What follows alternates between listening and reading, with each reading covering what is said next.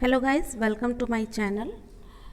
बच्चों, ये हम लोग अब पढ़ेंगे कक्षा 7 की बुक है जिसका चैप्टर है ईश्वर से अनुराग, जो कि पार्ट नंबर 8 है। आज हम लोग इस पर डिस्कशन करेंगे। तो यहाँ पाठ के नाम से ही ये पता चल रहा है कि हम यहाँ पर ईश्वरीय भक्ति, ईश्वर के प्रति अपनी आस्था और प्राचीन काल में जो भी आस्था रही है उसके बारे में पढ़ेंगे। तो पाठ के स्टार्टिंग में ही लिखा है कि आपने लोगों को पूजा पाठ करते अथवा भजन कीर्तन करते या किसी सत्संग में जाते देखा होगा, और हम सभी जाते भी हैं।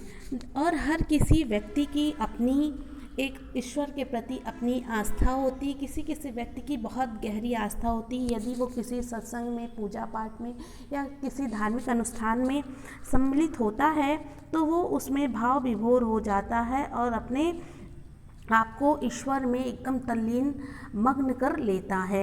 ईश्वर के प्रति ऐसा भाव या गहरी भक्ति या उन प्रकार के भक्ति या सूफी आंदोलनों की देन है जिनका 8वीं शताब्दी से उद्भव, मतलब कि वो लोगों में अपनी पहचान बनाने लगा या उसका उद्भव होने लगा।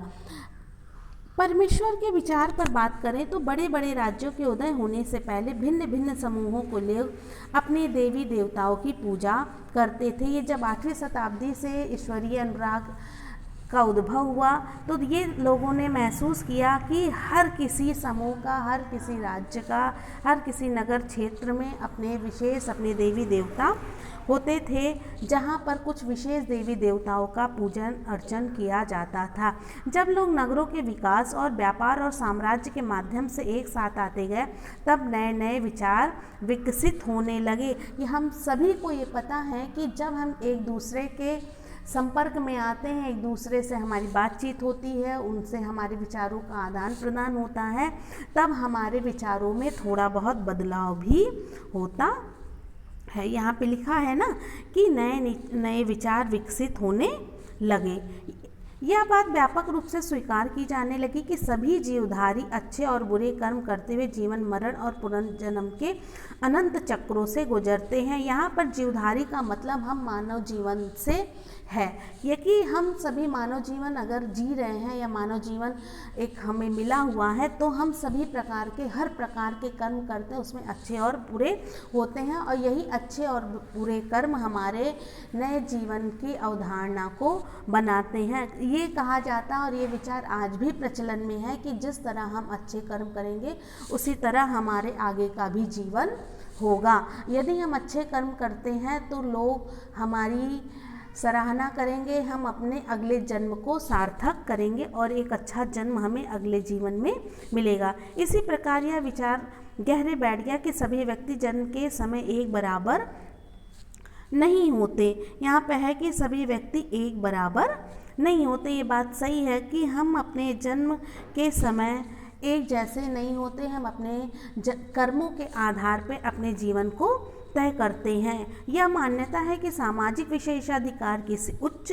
परिवार अथवा ऊंची जाति में पैदा होने के कारण मिलते हैं। कई पांडित्यपूर्ण ग्रंथों का यह विषय था। ये उस समय के जो ग्रंथ प्रचलन में थे या हमारे जो विद्वान थे या जो हमारे पुरोहित थे, उनका मानना था कि ये सारे जो हमारे जन्म हैं वो हमारे किसी न किसी विशेषाधिकार के कारण, किसी उच्च परिवार अथवा ऊंची जात में हमारे जन्म लेने के कारण हमें मिलते हैं।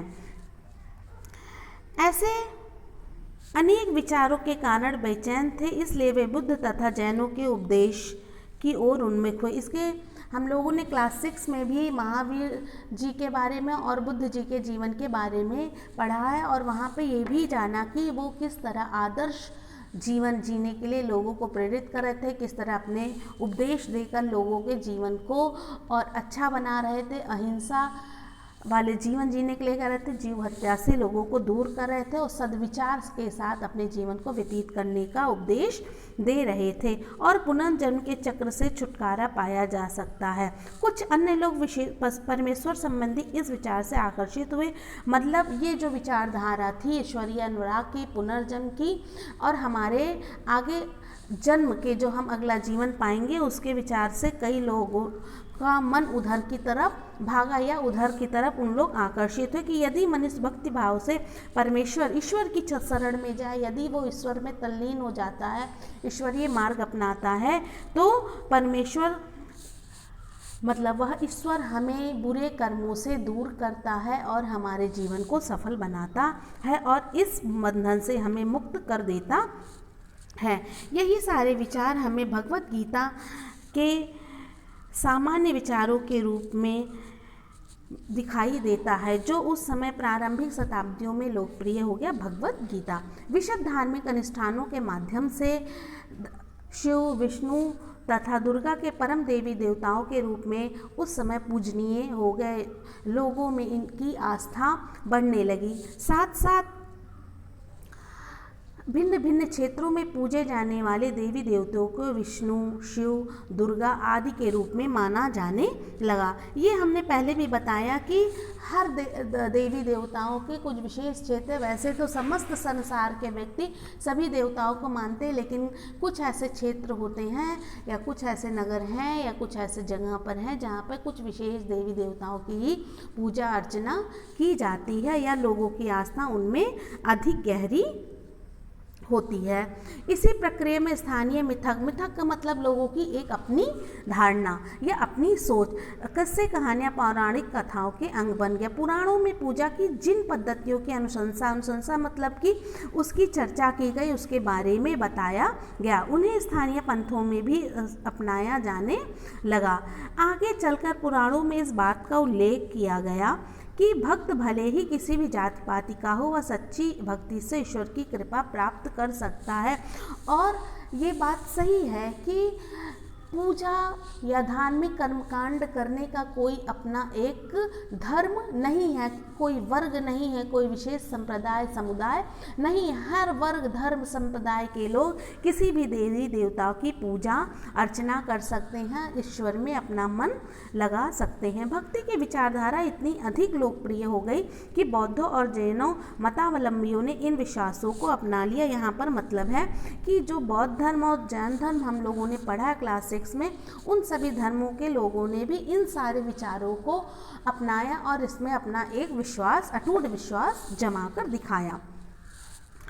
अब आते हैं बात दक्षिण भारत के भक्ति का एक नया प्रकार अल्वार और नैनानो के बारे में।